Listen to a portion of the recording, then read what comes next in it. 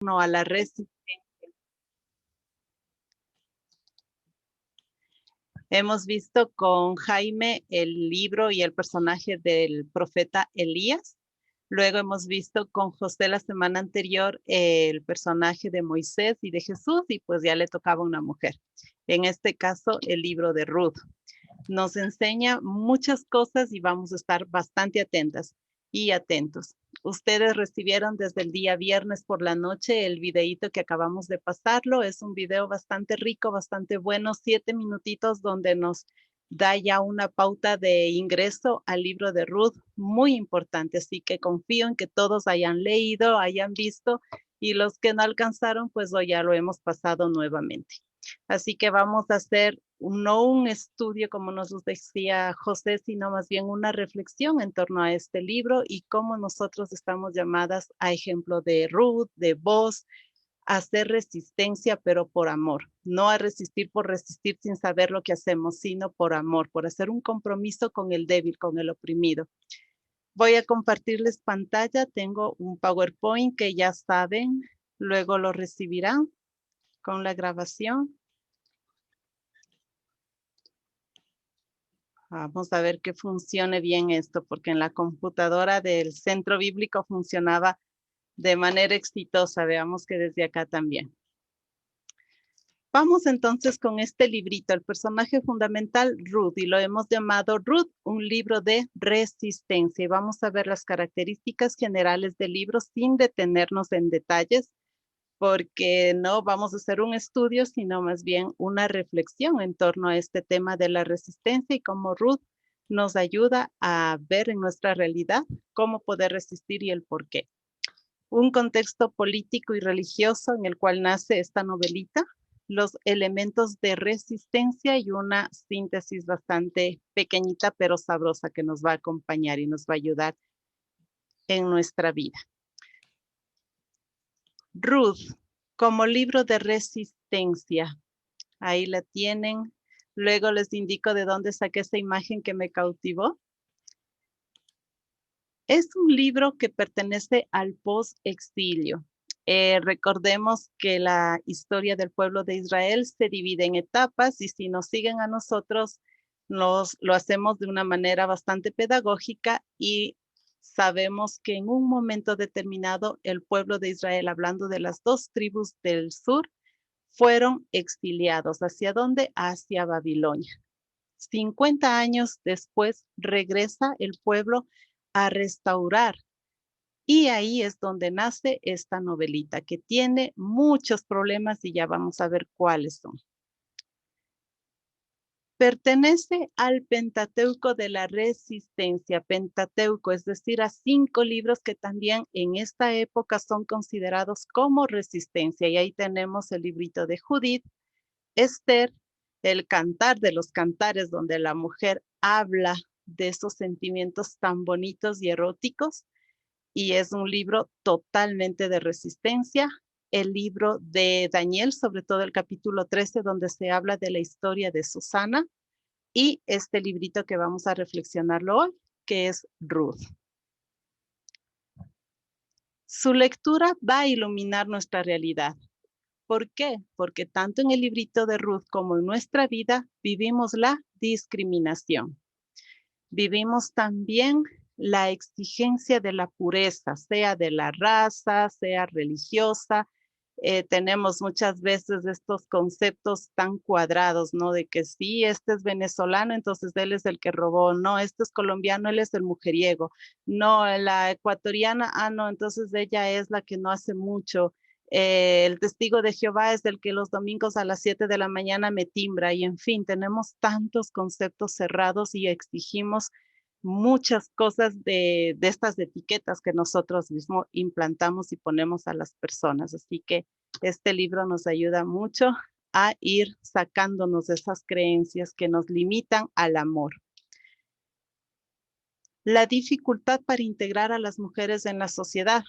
Ruth es un caso bastante bueno y que nos va a iluminar, porque hasta hoy, 21 siglos después de haber escrito esta novela, todavía tenemos esta dificultad. Y finalmente, la supremacía de la violencia y la competitividad frente a la solidaridad. En el librito de Ruth vamos a ver cómo se dan lazos de amor, de solidaridad, y a veces en nuestra realidad no lo hacemos. Y sobre todo esto para nosotras, las mujeres que somos bastante competitivas, y en lugar de apoyar y de ayudar a otra mujer, somos violentas, no desde la parte física, pero sí desde la parte psicológica. En fin, somos mujeres y debemos de apoyarnos. Hay un meme que a mí me encanta que circula en las redes sociales y que dice, ah, no, si la otra no puede, le empujamos. Y yo me quedé pensando, le empujamos porque todas podemos y la vamos a empujar con amor, con apoyo, porque todas somos mujeres y me encantó. Y algo de eso es lo que sucede a la luz de este librito. Debemos de ver mucho la alianza y el apoyo que nos debemos de dar y esto hace que las distancias entre nosotras se vayan acortando. Bueno, vamos a entrar entonces ya a las características generales del librito de Ruth y como primera característica les he puesto que tiene autor desconocido. Como casi todos los libros de nuestra Sagrada Escritura, no conocemos el autor. Sin embargo, sabemos que nacen en el calor de una comunidad y esta comunidad, eh, vamos a verlo en la lectura del libro, en la reflexión, que tiene mucho de esa parte masculina. Los estudiosos bíblicos nos ayudan ahora y nos dicen, sí, la autoría de este libro es masculina, pero tiene una influencia femenina bárbara. Es muy fuerte esa influencia porque está la mujer ahí de principio a fin. A pesar de ser una cultura bastante androcéntrica, tiene esta influencia y cómo nos va bien a nosotros hoy en día. Y claro, tenemos a los grupos de oposición frente al poder político y religioso que están haciendo algo que no va con esa imagen del Dios de la alianza, del Dios que escucha al oprimido, del Dios del Éxodo. Siguiente característica, es una novela corta, ficticia, de pocos personajes. Ustedes leyeron el librito de Ruth, miraron y estudiaron este videíto cortito y se dan cuenta que los personajes son poquitos. Los principales tres, Ruth, Boaz y Noemí. Esta novelita es considerada como una joya de la literatura porque es bastante rica en ironía, porque usa mucho la ironía. Belén, la casa del pan donde está esta familia de Elimelech, no tienen pan. Imagínense qué ironía, no es como yo irme a la panadería y no obtienen pan, o sea, ¿qué pasó? Esta novela utiliza mucho la ironía, utiliza mucho los números en el capítulo 1, desde el versículo 6 hasta el final, el versículo 22. Ustedes se van a dar cuenta que hay una palabra que se repite constantemente, que es volver. Y cuando nosotros estamos estudiando Biblia, hay un término, una palabra que se repite o una frase que se repite constantemente, debemos de tomar en cuenta y anotar las veces que se repiten. Y ahí están números y detrás de estos números hay un mensaje. En el caso de Ruth, en este primer capítulo, la palabra, como les dije, es volver. Se repite 12 veces y el número 12 en la cultura judía significa la organización. También está escrita en torno a los quiasmos. Esta es una manera propia de escribir de los hermanos judíos, donde las ideas que se repiten son muy buenas, pero la idea que no se repite es la clave, es la fundamental. No es un estudio de Ruth, así que no veremos los quiasmos, pero si ustedes están interesados, al final me piden y les podemos mandar en un PowerPoint los quiasmos que encontramos en esta novelita. También tenemos la confrontación de palabras. ¿A qué se refiere? A que habla de una moabita frente a una israelita, habla de una joven frente a una persona mayor, habla de la vida como habla de la muerte, de la abundancia y de la escasez. Son palabras que se contraponen. También tiene mucho sentido los nombres. ¿Por qué? Porque indica lo que hace y lo que es la persona, lo que está haciendo en la novelita. Por ejemplo, Orfá, ¿qué significa la que da las espaldas? ¿Y qué es lo que hizo Orfá? Abandonar a Noemí. pero todo eso ya lo vamos a ver más adelante. Pero todos los personajes tienen un nombre y el nombre tiene un significado, así que hay que tomarlo mucho en cuenta. Y términos claves o palabras claves, o como nos dice el gran maestro Carlos Mester, el color de las palabras. Se repiten muchas palabras. Habíamos visto como ejemplo la palabra volver en el capítulo 1, del versículo 6 al 22. También tenemos en el capítulo 2, la palabra que más se repite es espigar. ¿Cuántas veces se repite? 12 veces. Esta es una palabra clave, espigar, ¿sí? Así que la novelita es muy cortita, pero tiene muchos elementos para podernos dar un mensaje, pero muy bueno y no quedarnos solo con la superficie, sino llegar realmente al meollo del asunto.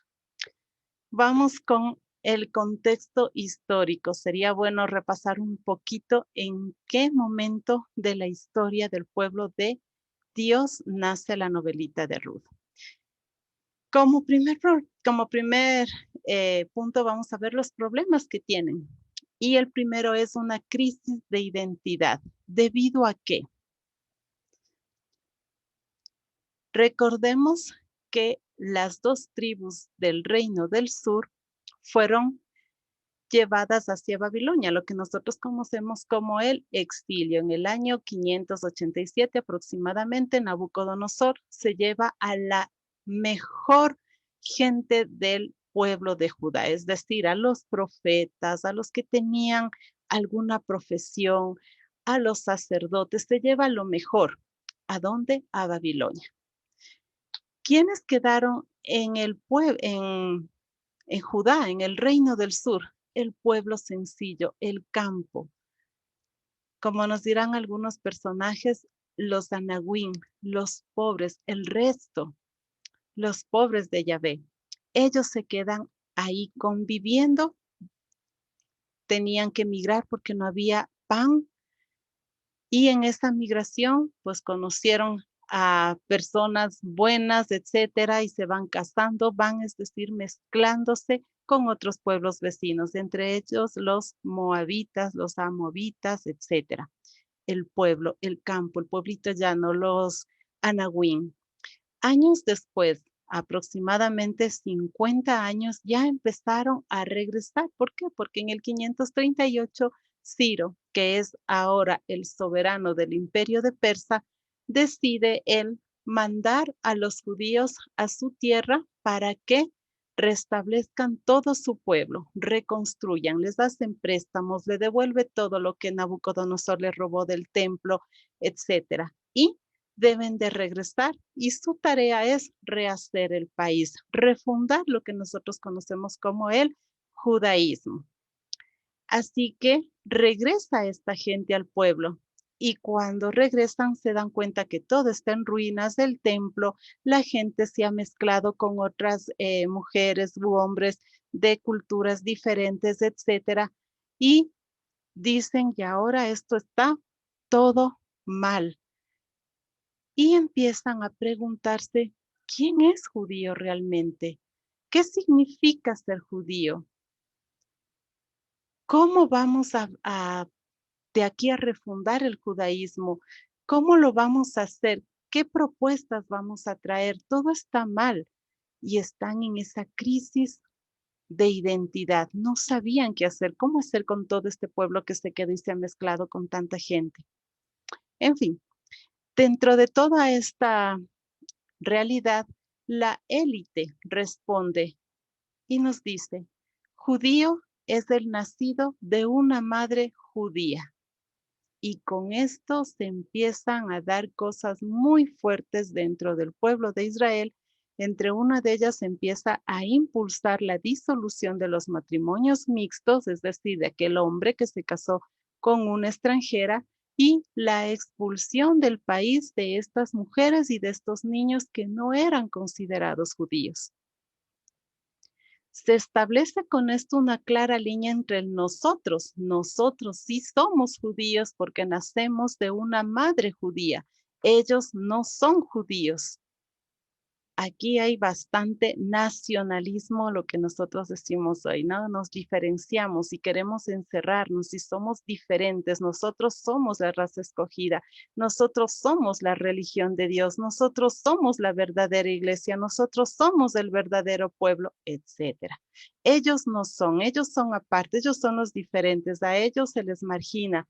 Algo de esto sucede en el pueblo de Israel en esta temporada. Y se refuerzan no solo las fronteras físicas, porque Nehemías reconstruyó las murallas, se refuerzan las raciales y esto es muy fuerte en este momento. Esta es la crisis de identidad. Vamos entonces al siguiente problema. Déjenme que se me desaparezca esta imagen. El siguiente problema que tiene el pueblo es la falta de pan, la falta de tierra y los hijos. Así empieza el librito de Ruth, capítulo 1, versículo de 1 al 5. Una vez, en tiempo de los jueces, hubo hambre en Palestina y un hombre de Belén de Judá emigró al país de Moab con su mujer y sus 2 hijos. El hombre se llamaba Elimelec, su mujer Noemí y sus 2 hijos Maglón y Quilión, todos efrateos de Belén de Judá. Llegaron a Moab y se establecieron allí. Murió Elimelec, marido de Noemí, y quedó ella sola con sus 2 hijos, que se casaron con 2 moabitas, una llamada Orfá y la otra Ruth. Vivieron allí unos 10 años, al cabo de los cuales murieron también Maclón y Quilión, quedando sola Noemí sin hijos y sin marido. Estos son los problemas que tiene el pueblo. Falta de pan, la hambruna, no tienen tierras, tenían que vender a sus hijos, incluso a ellos mismos y ser esclavos de los otros hermanos que eran y poseían más tierras y no tenían hijos, no tenían futuro. Es decir, la promesa de Dios aquí vemos que se desvaneció. Otro problema que tiene el pueblo son las leyes que no se cumplen. Hay muchas leyes que tiene el pueblo, pero no se cumplen. Aquí les traje de ejemplo 2. Una en cuanto a la ley de espigar que que tienen los extranjeros, las viudas y los pobres, pero que existe el abuso, no se cumple. Y en este caso les he puesto la ley del levirato, que también existe abuso en esta ley, pero ya veremos más adelante. Frente a estos problemas, la solución o las propuestas de solución desde la élite. Y aquí vamos a poner un rostro que es Esdras y su compañero Nehemías, nos dicen, no hay mejor manera que solucionar, pero siempre cerrándonos en la seguridad y en la estabilidad de Israel. Estos grupos conservadores se aferran de esta manera, se cierran y solo somos nosotros y a ellos hay que sacarlos, porque nosotros somos los hijos, nosotros somos el pueblo, nosotros somos los elegidos. Esto piensan estos grupos conservadores. Mientras que hay un grupo minoritario, lamentablemente, que ahí lo vamos a visualizar a través del libro de Ruth, quien lucha por la tolerancia y la inclusión. Dicen, no, la imagen, la experiencia del Dios del Éxodo, del Dios de Abraham, de Isaac, de Jacob, de nuestros patriarcas, no van por la no inclusión, sino por ser acogedores, por ser tolerantes y por incluir a todos en este proyecto de vida. Vamos a ver un poquito más los 3 proyectos que proponen los que están en el poder, donde mujeres, extranjeros, la gente del campo no tenía ni voz ni voto. La primera propuesta se da en torno al año 515 aproximadamente. ¿Y qué dicen ellos? Cuando regresan, el rey Zorobabel, el sacerdote Josué, más los 2 profetas Zacarías y Ageo, nos proponen que hay que reconstruir al pueblo en torno al templo. Papito Dios nos ha castigado porque el templo, su casa, está en ruinas, así que debemos de reconstruirlo. Y a partir del año 515 se empiezan a abrir los cultos de una manera mucho más sencilla, pero ya se va dando este cambio en el pueblo, el templo. Segunda propuesta de reconstrucción viene más o menos a partir del año 458 y se da en torno a este personaje Esdras. Ay, mil disculpas que ahí le he puesto con tilde. Ahí tienen las citas bíblicas. Esdras, ¿qué propone? Que la reconstrucción del templo se dé en torno a la ley. Él es muy inteligente, dice, no todos tienen la capacidad de llegar al templo, pero sí puedo yo poner al alcance de todos la ley.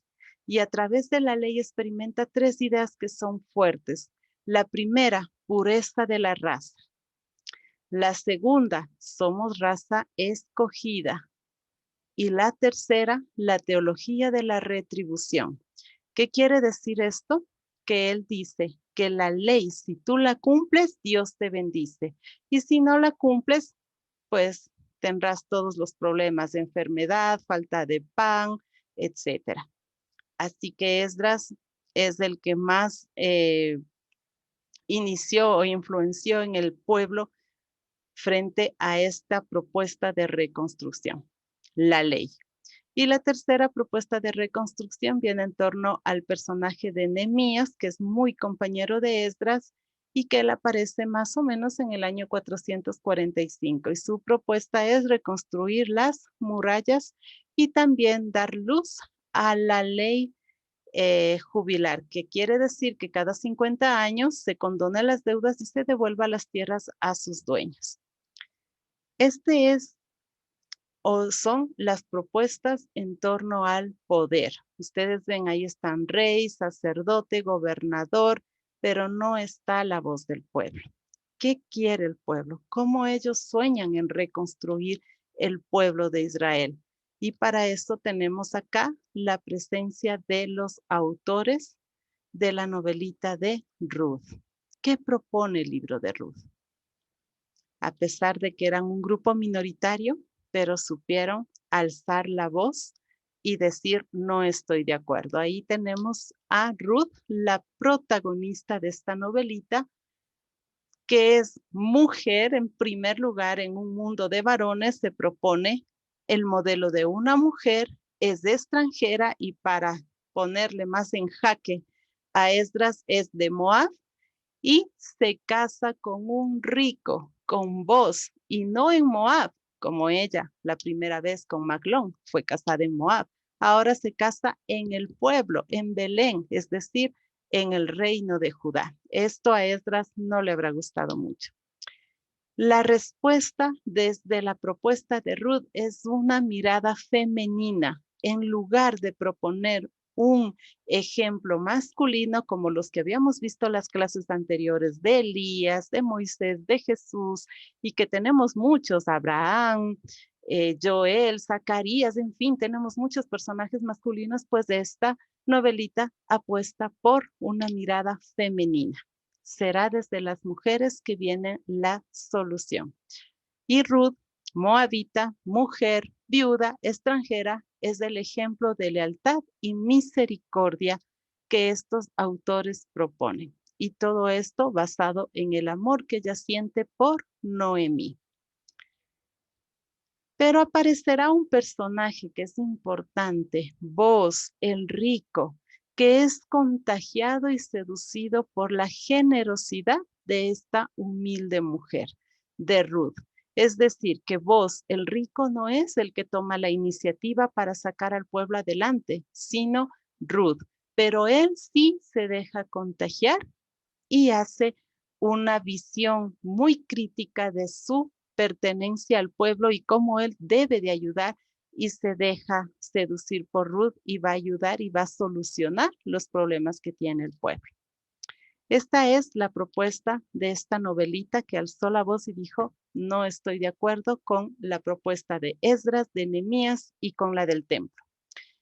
La novelita de Ruth nunca hablará de estas tres propuestas, pero todo el tiempo les está diciendo, no estoy de acuerdo. Nunca habla del templo, nunca habla de Esdras ni de Nehemías, pero la novela está dedicada a decirles no a estas propuestas. Vamos entonces ya con los elementos de resistencia que encontramos en la novelita de Ruth.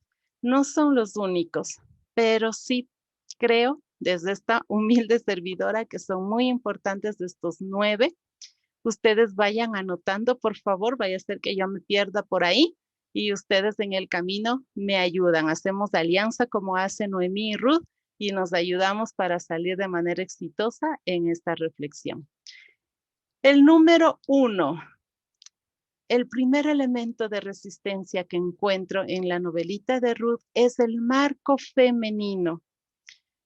En esta cultura androcéntrica donde el varón es el centro de todo, es muy curioso que en el versículo 8 del capítulo 1 del librito de Ruth nos diga lo siguiente. Entonces Noemí les dijo a sus nueras, regresen a la casa de su madre. ¿Por qué a la casa de su madre cuando toda esta cultura es androcéntrica? Lo habitual es decir, regresen a la casa del padre, como está en Génesis 38:11.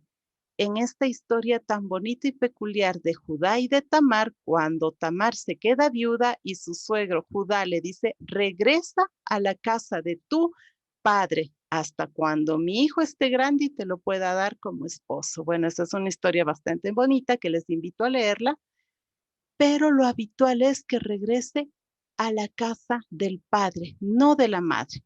Así que desde el comienzo la novelita de Ruth es de resistencia, porque no vamos a la casa del padre, vamos a tener nuestros nuevos nacimientos a partir de la casa de la madre. Es el primer elemento de resistencia que tenemos en la novelita de Ruth. Segundo elemento de resistencia, la alianza y el apoyo recíproco que hay entre Ruth y Noemí. Y para esto tenemos todo el capítulo 1, sobre todo desde el desde el versículo 6 hasta el 22. Ahí nos vamos a dar bastante firmeza a este elemento de resistencia, porque ahí vamos a ver cómo estas dos mujeres hacen una alianza de amor semejante a la que hizo Dios con su pueblo. Esta alianza de apoyo recíproco. Y vamos a verlo un poquito más. Tercero, la decisión de una mujer extranjera del pueblo de Moab de seguir a otra acorta las distancias entre ellas. Estos son detallitos que nosotros comúnmente nos lo pasamos por alto, pero cuando hacemos una reflexión, en este caso, estamos mirando la resistencia que hay en este libro frente a estas propuestas de Esdras de mandar a las mujeres y a los niños judíos, de pensarse que ellos son raza escogida y lo mejor del mundo, de que yo si cumplo la ley, Dios me bendice y si no cumplo la ley, ¿qué Dios es el que me presenta? En fin, cuando nosotros estamos haciendo un análisis de resistencia, tenemos que darnos cuenta de estos detallitos. Y aquí va uno muy importante, la decisión de una mujer de seguir a otra acorta las distancias. Y en el caso de Ruth, ¿cuáles son estas distancias? Primera distancia, la generacional. Joven Ruth, Noemí la mayor. Es incluso hasta ahora en nuestra cultura, no la joven, no la mayor, mejor la joven que no tiene todavía mucha experiencia en tal campo, porque la mayor ya no, ya está vieja y es desechable. Así tenemos en nuestra cultura hoy. En la cultura del libro de Ruth se dan estas problemáticas también. Y ahí tenemos que cuando Ruth decide seguir a Noemí, a la mayor, se acorta esta distancia. Ya no existe la joven y la mayor, lo que existen son dos mujeres que luchan por tener el pan, por tener la tierra, por tener familia, por tener futuro. Otra distancia es la étnica. Es decir, Ruth, la moabita, la enemiga del pueblo de Israel, y Noemí, la israelita. Miren, pero aquí, cuando Ruth hace una decisión por seguir a Noemí, se acaba esta barrera también. Ya no existe más la moabita o la israelita. Existen dos mujeres que luchan por la vida. La religiosa Ruth, que viene de Moab, es politeísta, cree en muchos dioses, etcétera. Esa es su cultura, su religión. Frente a Noemí, que es monoteísta, y ella tiene la experiencia de un Dios que ama, que es misericordia, etcétera. Esta barrera también se cae, porque Noemí, esto ya es una apreciación personal, se deja seducir por este Dios de Noemí.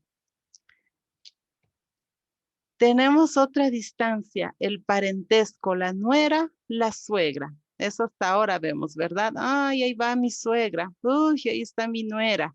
Pues de aquí se pierde todo esto, porque Ruth, la nuera, ama profundamente a su suegra y ese parentesco que es a veces hasta muy quisquilloso, se acaba, se rompe. Y finalmente la distancia social. Ruth, la mujer joven que enviuda, pero no tiene hijos, frente a Noemí, la mujer grande o mayor, pero que ella sí tuvo la oportunidad de tener hijos. Ella es madre. Todo esto se acaba cuando Ruth decide acompañar y hacer vida con Noemí. Así que esta decisión de Ruth, miren, ahí les puse un anillo de compromiso porque es un compromiso que hace esta mujer. Ruth por otra mujer, Noemí. Es un compromiso tan importante que el mismo librito nos traerá a la memoria y comparará esta decisión de Ruth versus la decisión del padre de la fe. Nada más y nada menos que la compara con Abraham. Y miren que la novelita, ustedes pueden leerla 100,000 veces y se van a dar cuenta que nunca menciona a Abraham, pero habla en estos primeros versículos de este personaje que es fundamental para el pueblo. Vamos a ver cómo compara de una manera tan bonita el libro de Ruth, la decisión que toma esta mujer frente a la decisión de este hombre muy importante para la cultura. Ahí les puse a Abraham con Sara y Ruth que está en el campo. Muy bien. Abraham. Primero, Abraham es llamado por Dios. ¿Y qué le promete Dios? Le promete tierra, le promete descendencia y le promete larga vida. Es decir, Dios llama a Abraham y tiene una promesa que es una bendición. ¿Y a Ruth quién le ha llamado? A Ruth no le ha llamado nadie. No es llamada. Así que no tiene una promesa, pero vamos a ver que la bendición sí la va a tener. Pero miren, Abraham, un varón en un mundo de varones, pues es llamado, tiene promesa y tendrá su bendición. Versus a Ruth, que es mujer extranjera, moabita y que no es llamada por Dios. Tiene esposa Abraham. Qué diferente a Ruth, que Ruth ya había enviudado. Ruth es la viuda, no tiene esposa. Perdón, esposo, no tiene esposo. Abraham tiene una fe muy fuerte en este Dios que le llama y que le promete. Ruth lo que tiene es un amor incondicional por una persona concreta, que es Noemí.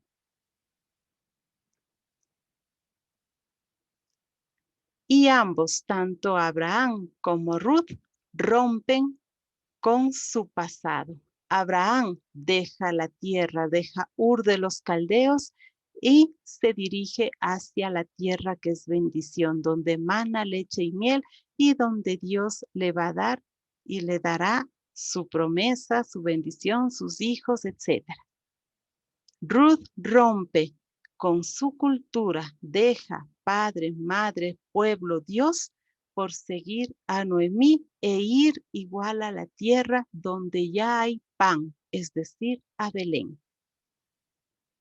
Estos detallitos se nos pasan, como les dije, por alto, pero son muy importantes porque aquí lo que vemos es una resistencia muy fuerte, donde están dándole prioridad a la mujer versus al varón, donde tenemos un marco ejemplar femenino versus a un marco ejemplar masculino. Con esto no quiero decir que Abraham esté mal, ni mucho menos, no, pero Abraham de un modo lo tenía de cierta manera más fácil el camino.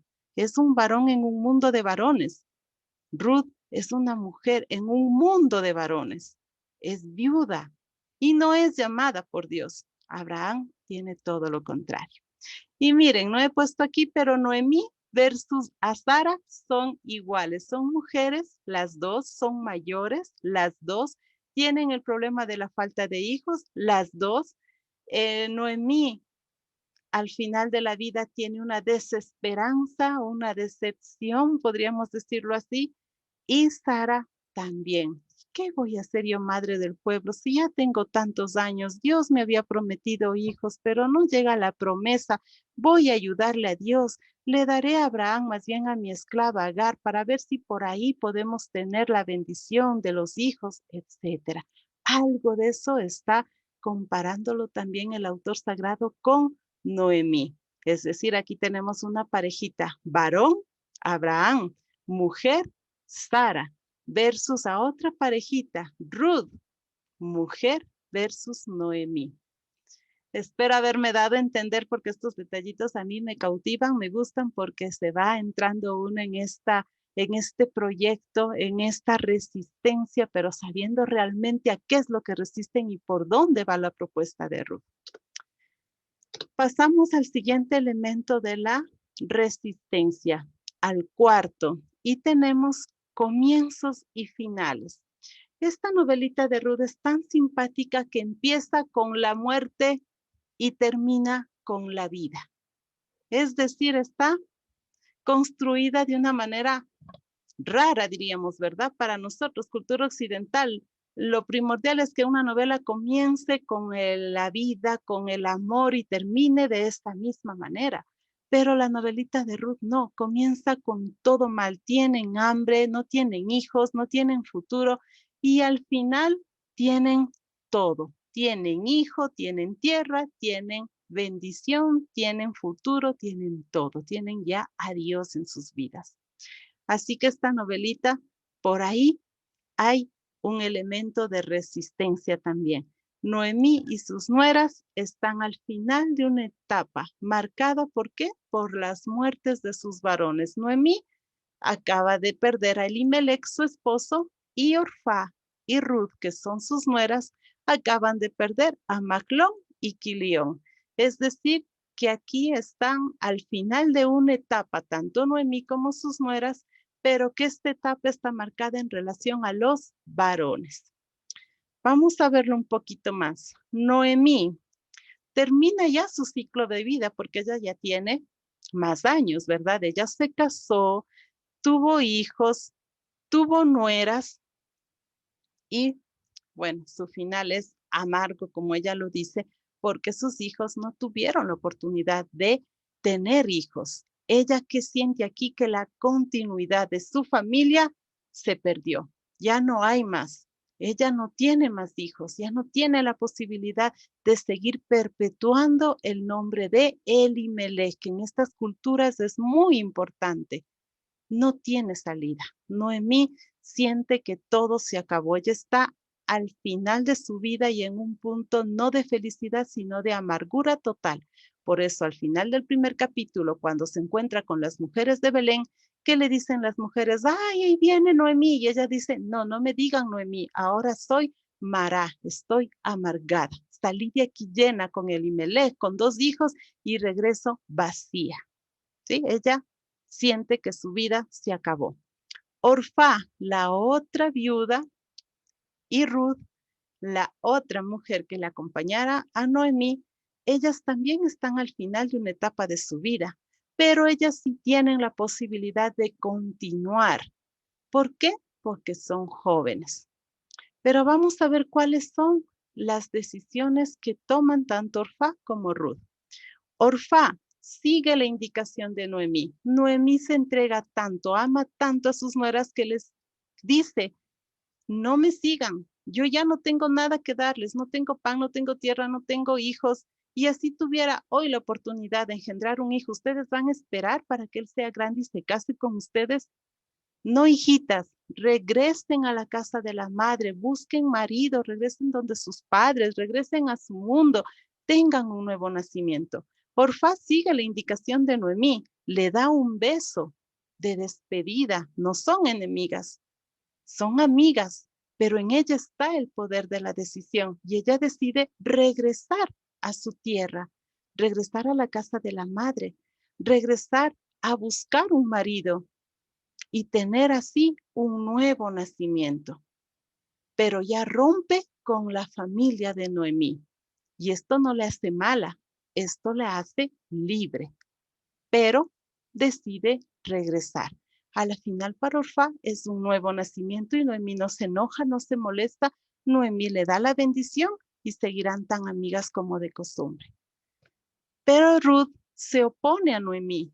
Ruth le dice, no, no me insistas, yo no me voy a ir, porque para Noemí la vida no se ha detenido, la vida continúa. Es verdad que no tiene esposo, murió Mahlón, pero la vida continúa porque sigue habiendo un ser humano con el cual ella ha hecho una alianza de amor y no viene de ahora, viene de atrás porque ha vivido con Noemí.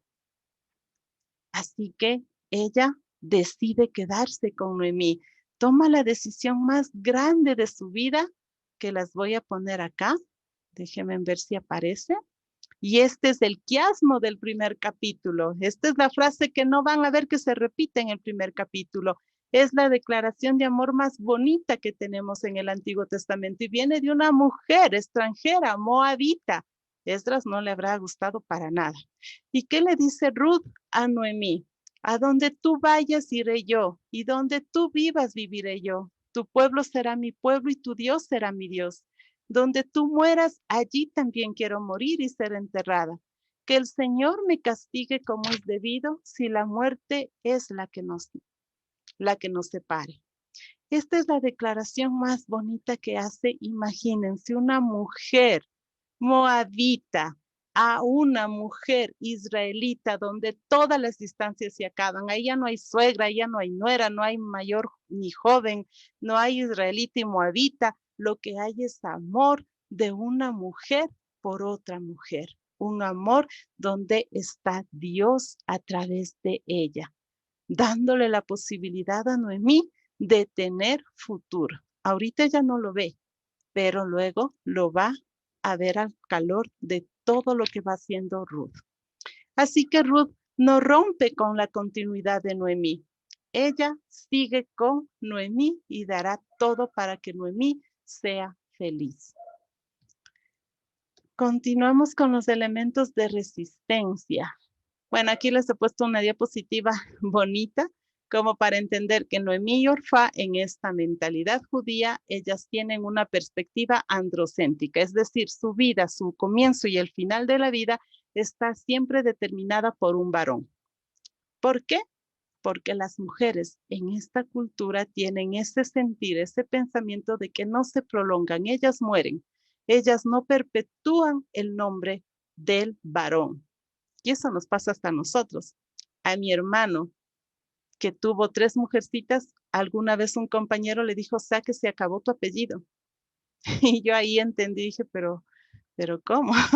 Todavía hoy se vive este tipo de cosas. Todavía hoy tenemos esa perspectiva androcéntrica tan metida.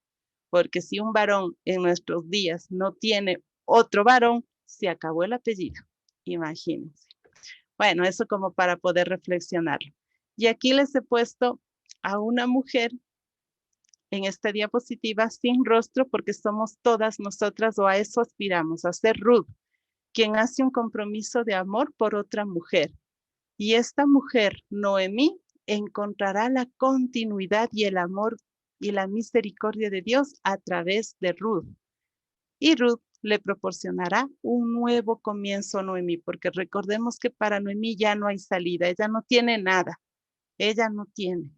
Pero Ruth insiste con su testimonio, con su amor, que ella le va a dar un nuevo comienzo y le está dando un nuevo comienzo a Noemí.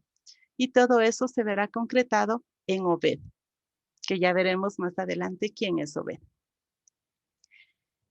El siguiente elemento entonces es el amor que resiste. ¿El amor de quién? De esta mujer, de Ruth. Esto es otro elemento de la resistencia muy clara en la novelita de Ruth.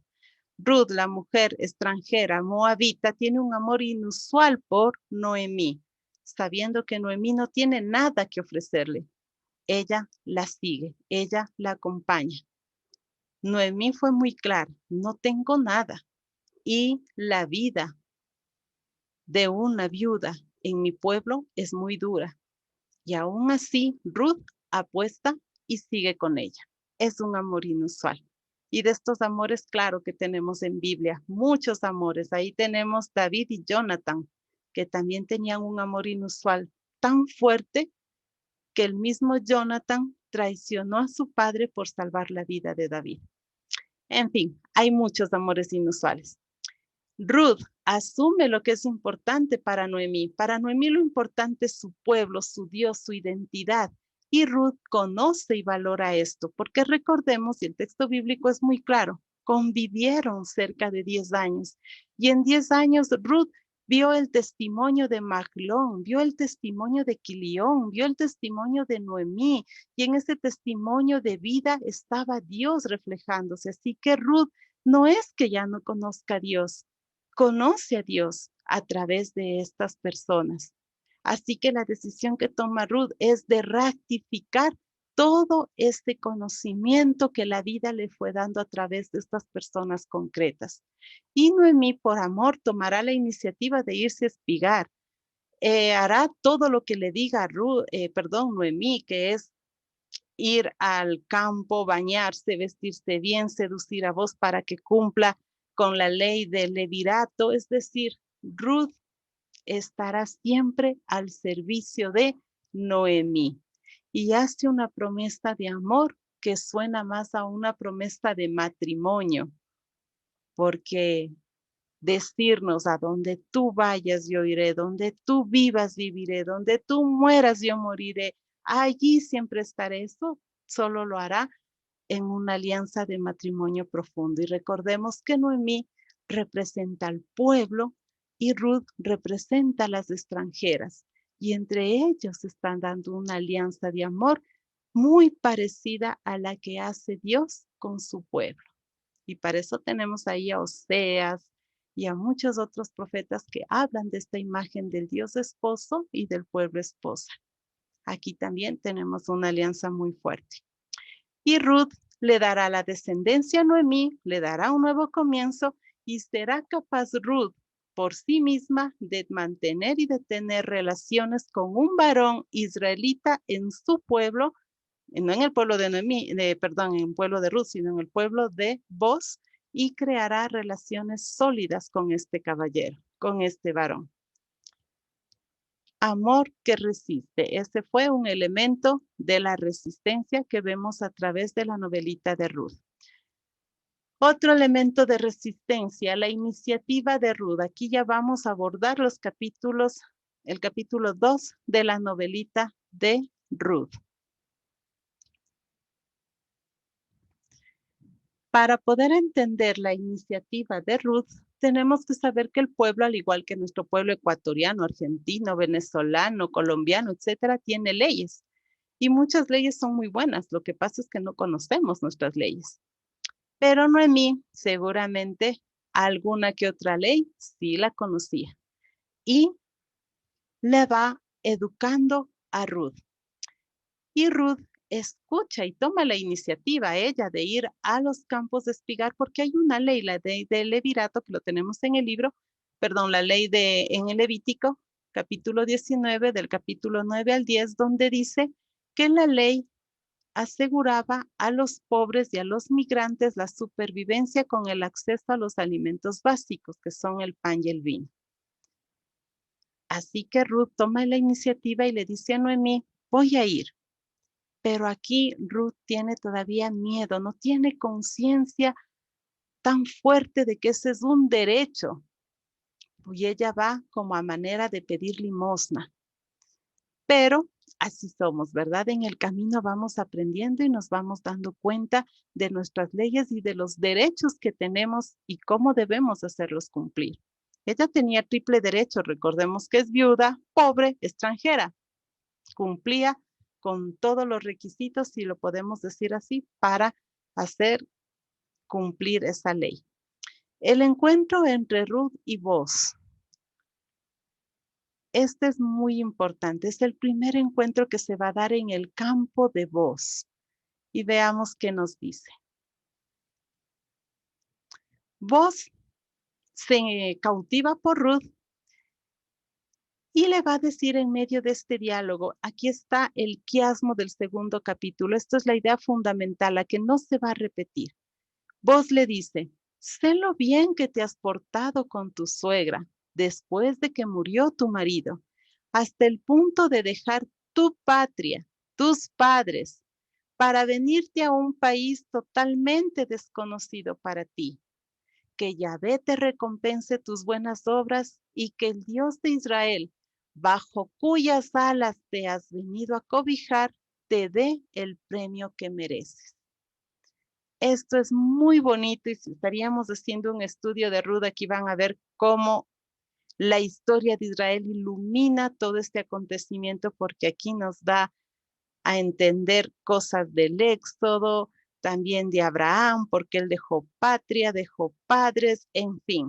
Pero como no estamos en un estudio de Ruth como tal, vamos a dejarlo ahí, pero sí deseo que en ustedes se quede esta afirmación de Boaz. Boaz se cautiva por Ruth, a más de ser bonito, una chica joven, etcétera, por lo bien que ella se ha portado con su suegra. Y este encuentro entre Ruth y Boaz hace que la generosidad que tuvo Ruth por dejar todo aquello se despierte en el varón, en Boaz, en el rico, la generosidad. Es decir, que la generosidad del pobre provoca la generosidad del rico. ¿Y qué hace Boaz? La acoge en su campo. Esto no lo mandaba la ley. La ley solo le decía que les deje espigar a estas personas y nada más. Pero él va más allá de la ley. La acoge en su campo. Le ofrece protección y agua. Le dice, no te vayas a espigar otros campos. Eso es muy peligroso. Quédate aquí, hija mía, y aquí bebe agua. Le da muchas cosas, vos, a las que no estaba mandado por la ley. La invita a comer y Ruth come rico, delicioso. Además de eso, le ordena a sus sirvientes a ser generosos con ella. Y le propone que siga con ellos durante toda la campaña de la cosecha. La generosidad del pobre, en este caso de Ruth, provoca la generosidad del rico y le hace que vaya más allá de lo que la ley le indicaba. Y como ustedes vieron en el videíto, ¿qué sucede? Noemí regresa rápidamente a casa, feliz, con comida. Ya tienen pan, ya tienen solucionado uno de los primeros problemas, la comidita. Le lleva comida, ya tienen para un buen tiempo comida. Así que ha solucionado Ruth, la iniciativa la tomó ella. Claro que Noemí le indicó las leyes, pero ella fue la que dijo y fue valiente, ¿no? Dijo, bueno, yo me voy, es mi derecho. Voy a ver qué tal, si encuentro a alguien que me deje espigar, aunque eso era una ley que por derecho lo tenía, pero sin embargo ella va, regresa con Noemí, le cuenta todo lo que le ha sucedido y Noemí empieza a tener esperanza. Noemí pasará paulatinamente de la depresión a la esperanza. ¿Y gracias a quién? A Ruth. Noemí pasará de acusarle a Dios de su amargura a darse cuenta que Dios actúa con misericordia y tiene un compromiso y es muy fiel, pero a través de una persona concreta y en este caso es Ruth, quien también ya ha enamorado a Boaz para que él se sume en este proyecto y Noemí tenga solucionado al menos el primer problema, que era la falta de pan. Vamos al siguiente elemento de la resistencia, al capítulo 3. En este capítulo 3, quien toma la iniciativa ya es Noemí. Miren que ya de la depresión empieza a ver luces para solucionar sus problemas. Ya empieza ya también a tener estrategias. Y como es conocedora de algunas leyes, hay una que ella siempre la tuvo presente: la ley del Goel o del Salvador. Esta la encontramos en el libro de Levítico. ¿Y qué nos dice esta ley? Que tiene la obligación de proteger el patrimonio familiar, es decir, la tierra, liberar al hermano que está hecho esclavo por deudas o por lo que fuese, y de vengar a los familiares muertos con violencia. ¿Quién? El Goel. ¿Y quién es el Goel? El pariente cercano. Esta ley era para proteger a la familia grande, al clan. Recordemos que ellos son familias grandes, los clanes. Y esta familia era para protegerse, para que el clan subsista. Por eso es que un pariente cercano, cuando alguien tenía que vender su tierrita, él tenía que ir a comprar la tierrita, darle al hermano que estaba sin recursos, y de esta manera protegían el clan. Pero ¿qué vemos? Que en estas alturas, en el siglo V antes de Cristo, esto no estaba pasando. Al contrario, a través de esta ley, robaban la tierra al hermano más desprotegido. Es decir, esta ley se convirtió en un abuso. Los pobres no tenían salida. La ley tenía ya viciada y no estaba siendo útil para solucionar los problemas de la falta de tierra.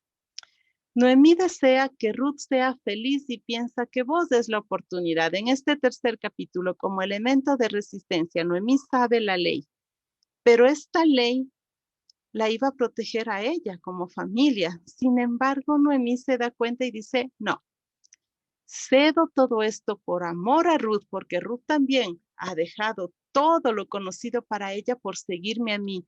Y yo quiero de una manera retribuir ese amor que ella tiene por mí, todo lo que ella ha luchado en esta campaña, en no sé, 6 meses de cosecha, cómo ella ha estado ahí fielmente dándome de comer.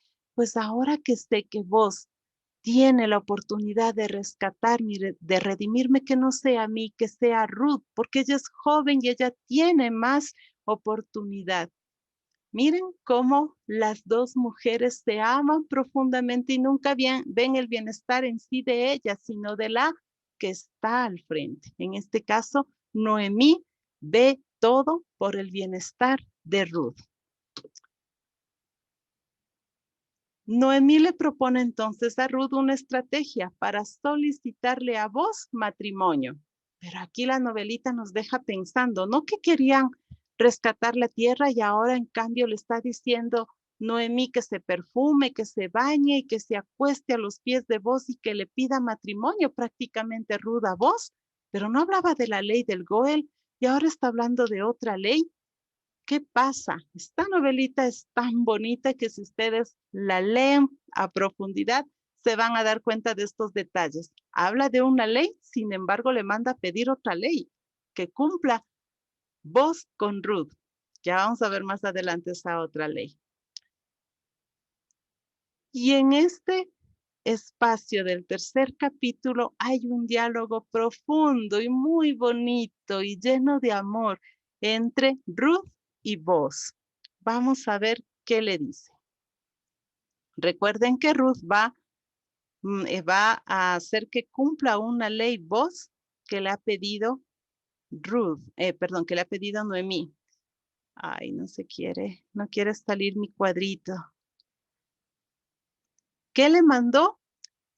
Le mandó prácticamente Noemí a Ruth a pedirle matrimonio a vos.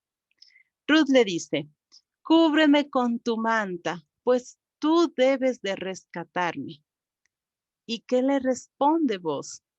Que Yahvé te bendiga, hija mía. pues este acto tuyo de fidelidad es mayor que el primero. ¿Cuál fue el primero? Dejar todo atrás, dejar padre, madre, etcétera, la oportunidad de regresar a la casa con los suyos, etcétera. Ese fue el primer acto que hizo Ruth por Noemí.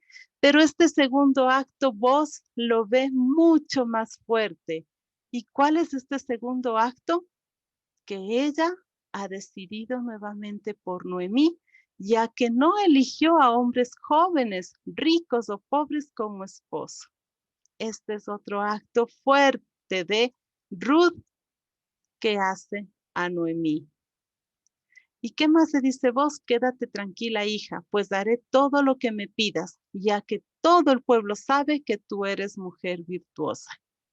Miren cómo Ruth ahora es reconocida por todo el pueblo como mujer virtuosa. Ya no es la extranjera, ya no es la moabita, ya no es la mujer sospechosa de cosas.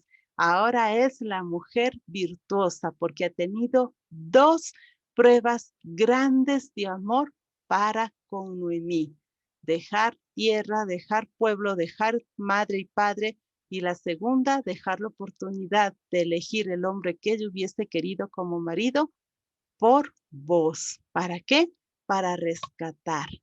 Y vamos a ver qué vamos a rescatar y a quién se va a rescatar.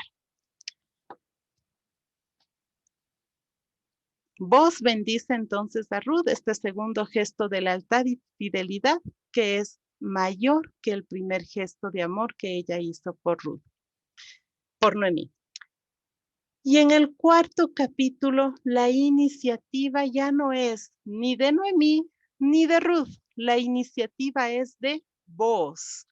Vos que se suma a este proyecto de dar vida y vida en abundancia a este pueblo que no tiene pan, que no tiene tierra y que no tiene familia. Pero en la novelita nos sale un personaje que ni imaginamos. Vos dijo que todo lo va a cumplir como lo había pedido Ruth. Sin embargo, se da cuenta que hay otro con derecho al rescate y no tiene nombre. Qué curioso en la novelita. Todos tienen nombre, menos este fulano. Así lo pone la novelita de Ruth. Él es el fulano. Este fulano que no va a perpetuar el nombre de la viuda es del que no tiene nombre en la novelita. ¿Ven qué ironía? La novelita es muy irónica y hay que seguirla, pero paso a paso. Pero en fin, hay otro que tiene más derecho al rescate. El fulano desea adquirir la tierra del Imelec. Miren, esta ley del Goel era un robo legalizado. ¿Por qué? Porque el pariente más cercano tenía derecho al rescate, es decir, a comprar la tierra, pero devolverle, en este caso, a Noemí. Sin embargo, el fulano de tal, como nos dice la novelita de Ruth, cuando vos le invita a que él cumpla esa ley, él dice, sí, está bien, voy a adquirir la tierra de Elimelech. ¿Para qué? Para seguir aumentando sus propiedades, porque él no iba a rescatar a Noemí ni a Ruth. Él lo que iba es a acumular más la propiedad, pero se servía de esta ley del rescate. Pero vos, ahí está la iniciativa de vos, el que dice, no, no, no, señor, aquí no es así las cosas. Y vos, veamos con palabras del mismo vos, qué es lo que le dice al fulano de tal. Vos prosiguió y le dijo, hay algo más todavía, pues si adquieres el campo de manos de Noemí, es decir, la tierra de Elimelech, también debes de adquirir a Ruth, la moabita, que era mujer del difunto, y sus hijos heredarán la parcela del difunto, es decir, del Imelec. El fulano de tal, el otro, le respondió, si es así la cosa, no podré hacerlo, por temor a perjudicar a mis herederos. Entonces yo te cedo el derecho. ¿Ven? Aquí, ¿qué es lo que hizo vos? Con mucha astucia y prontitud por amor a Ruth y a Noemí, actualizó dos leyes. La primera ley es la del Goel, que ya hemos visto, el que rescata la tierra, rescata a un hermano de la esclavitud o venga la sangre de un hermano que ha sido muerto en violencia. Esta ley, que la tiene que cumplir el pariente más cercano, le actualiza con otra ley que conocemos como la del levirato.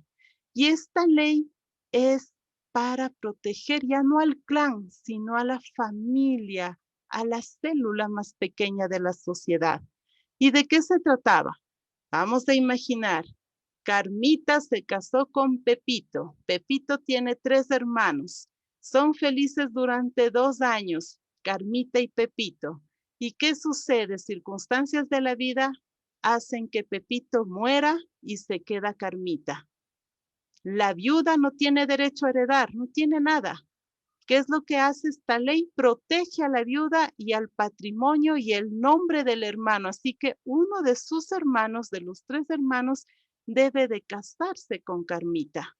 Se casa con Carmita y ¿qué hace? Este hermano rescata a Carmita, a la viuda, tienen la propiedad y los hijos de este hermano con Carmita no son de él, sino son de Pepito, del hermano que murió, y así se perpetúa el nombre. Pero este fulano de tal ya no quiso eso, ¿verdad? Y vos actualiza las 2 leyes. Y esto sí hace que el pueblo tenga esperanza, porque actualizando y uniendo estas 2 leyes importantes, el pueblo sí va a tener esperanza.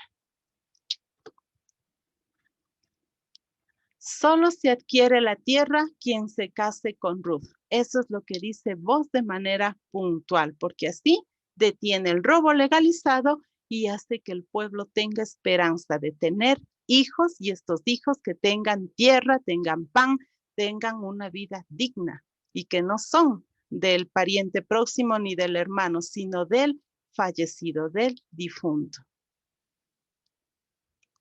Vos adquiere la tierra de Elimelech porque el fulano de tal no quiso perjudicar a sus herederos, pero vos sí. Vos sí adquiere la tierra de Elimelech. Y todo esto será de una manera pública, porque recordemos que vos, cuando se da un primer flechazo con Ruth, están en el campo. Cuando él la conoció y ella estaba trabajando. Luego tiene un segundo flechazo con Ruth en el campo, cuando ella va bien bañadita, bien vestida, perfumada, y le va a pedir matrimonio prácticamente Ruth a vos. Este es el segundo flechazo, ¿verdad? Pero todo esto está en el campo, es decir, en la parte privada, en la casa. Pero vos, como es el varón de esta historia, él es el que tiene que salir a la parte pública, al ámbito público, y él sí, como varón, puede actualizar y unir estas leyes y tomar una decisión en favor de quién, de las 2 viudas.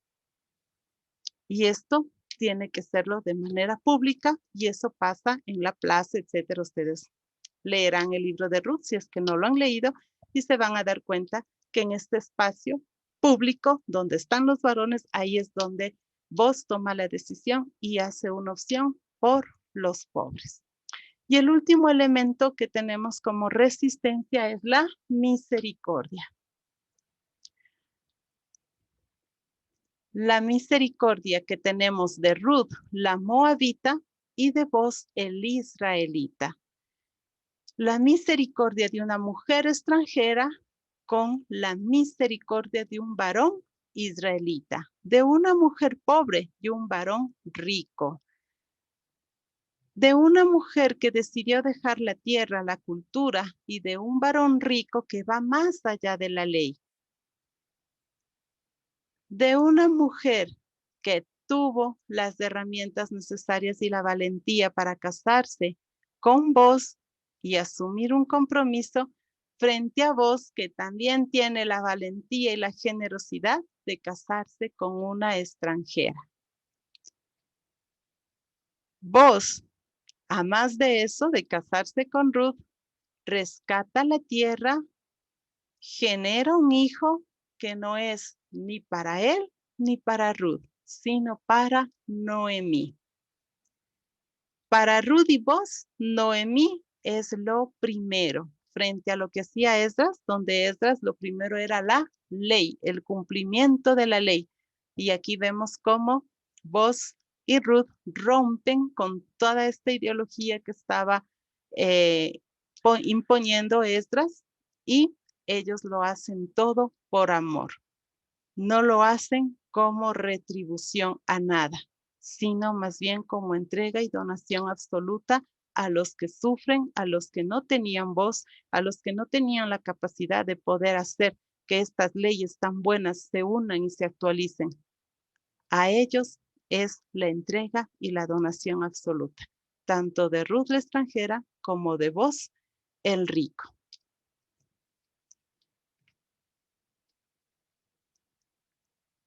Y yo creo que lo dejamos hasta aquí porque ya me he pasado en el tiempo. Yo he estado tan